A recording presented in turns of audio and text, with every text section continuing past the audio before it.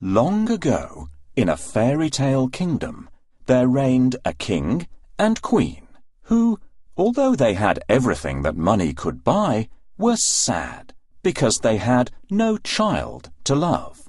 They lived in a palace surrounded by a beautiful garden that was cared for by 6 flower fairies. Once there had been 7 fairies in the garden, but the 7th, Deadly Nightshade, had been sent away because of her wicked and cruel ways.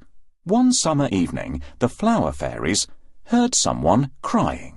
It was the Queen. She was sitting all alone in the garden. Oh, how I wish I had a baby girl to love and care for, she sobbed.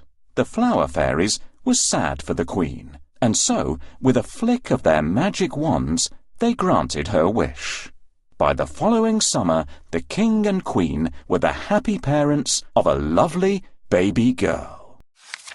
They decided to call her Rosebud, because she was as beautiful as a little rose. The King and Queen organized a party to celebrate, and invitations were sent to all the people and fairy folk in the kingdom. All, that is, except one. The day of the party arrived. There was laughter and music and singing and dancing. The guests presented their gifts, and baby Rosebud cooed her thanks and smiled sweetly. There were presents of all kinds, including a pretty doll and a musical box that played a soothing lullaby.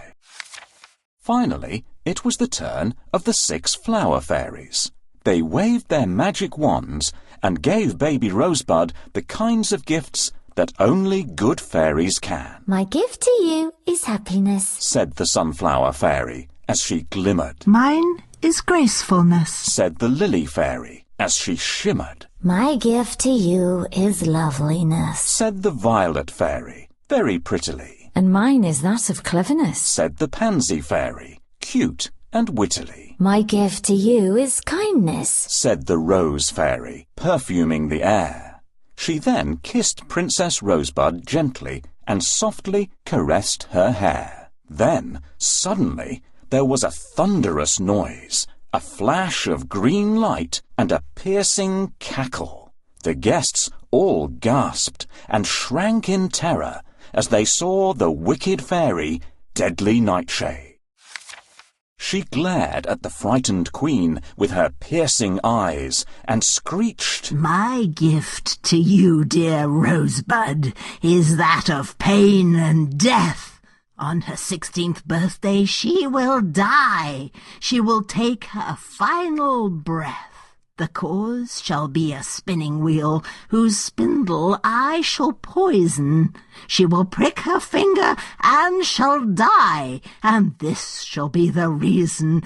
You chose not to invite me, but I'm sure now you wished you had, because I can be very wicked, and so very, very bad. With that, she waved her wand, and with a cruel cackle of laughter, vanished with a flash.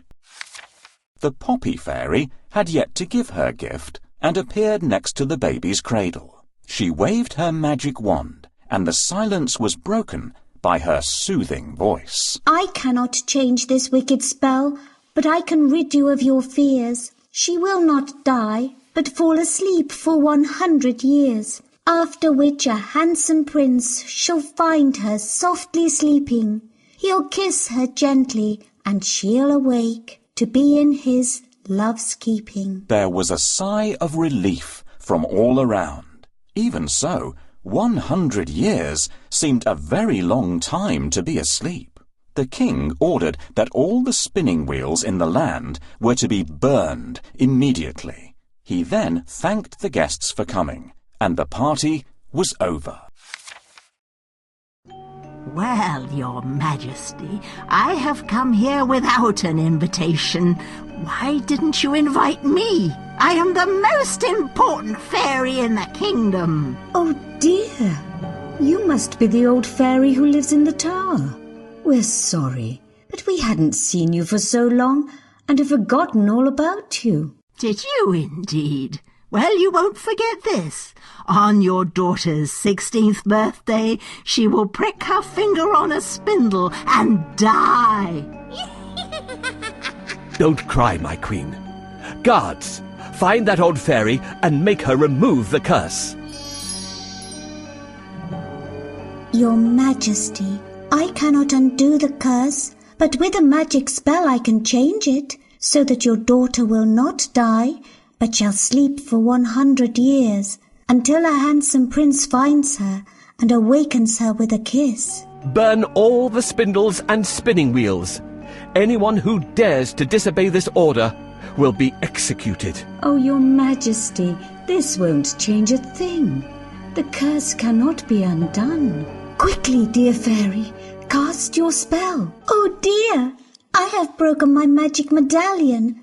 I cannot cast the spell until it is mended. Please, can you help me? Thank you so much. I can save the princess now. I hope we can find the strength to get over this terrible curse. Most important thing is that our daughter will be alive. Bad fairy has ruined the young princess's life. Fairies should always be kind to everyone. Why is she being so cruel? We hope the princess will find our gifts useful in the future. Princess Rosebud grew up to be kind and sweet-natured. She could dance and sing beautifully, and was admired throughout the kingdom. On her 16th birthday, a great party was held. There was music, dancing, and games. Hunt the Thimble was a favourite game with everyone. Somewhere in the palace was hidden a silver sewing thimble, and the first to find it would receive a prize. Everyone went off excitedly in different directions. As the princess searched, she came upon a door that she had never seen before. A strange whirring noise was coming from behind it. Whatever could it be?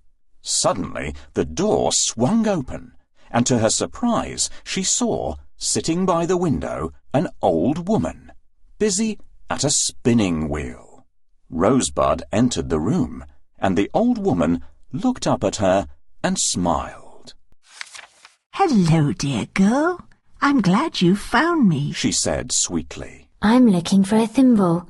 But what are you doing here? Said Rosebud innocently. I've brought you a surprise for your birthday, my dear. It's a spinning wheel. The old woman seemed harmless and kind, but she was really Deadly Nightshade in disguise.